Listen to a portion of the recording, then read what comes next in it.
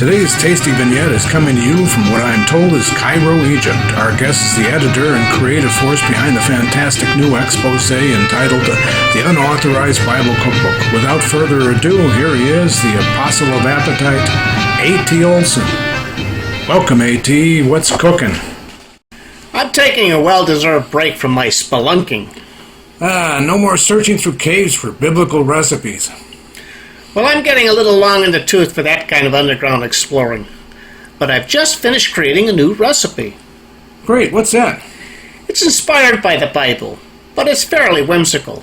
It's based on the fantastic escapades of Samson. In this case, his battle with a vicious lion. Samson cuts quite a figure in the Bible, doesn't he? You're right, Jacko. He's one of the great superheroes of the good book. He was super strong and a bit mean-tempered. Not a guy anyone would want to mess with.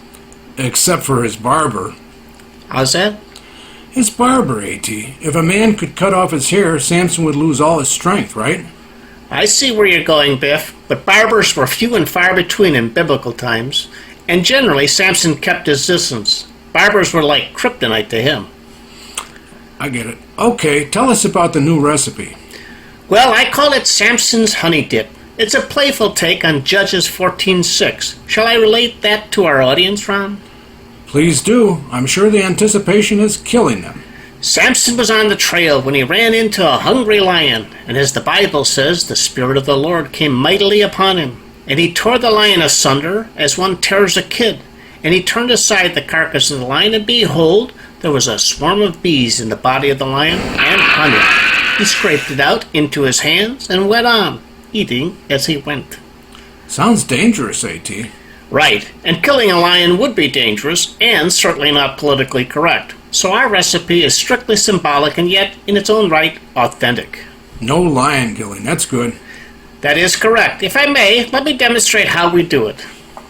As you take a stuffed animal of your choice, we picked this little bear for today's presentation. Cute little guy. I call him Bosco.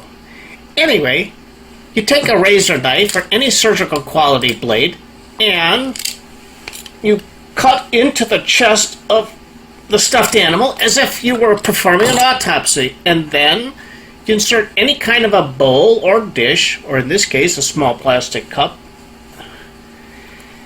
Then you fill it with honey and just dip into it, scrape out the honey, and slather it into your mouth. That is good. Wow, that looks like a lot of fun for parties. Absolutely, Biff. It's fun, easy, and just a little bit sticky. As a sidebar, I can tell you adults often share the fun of this recipe. How's that?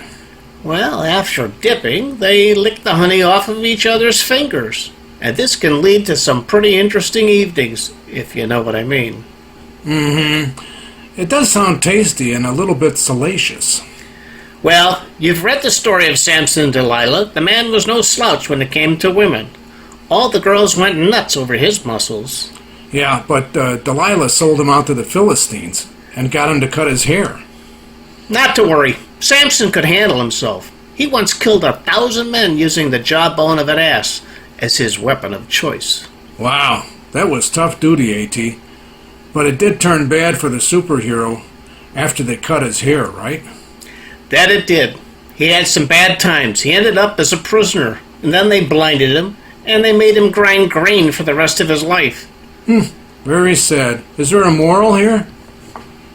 I'd say never fall in love with your barber, even if she's a biblical knockout. As usual, solid, unvarnished, biblical advice. Thank you, A.T. We are looking forward to exploring again the mysteries and wonders of the Unauthorized Bible Cookbook. In the meantime, our listeners can buy the book and explore it themselves in the comfort and privacy of their own homes. From the ZBN studios, this is W. Green wishing you good eating.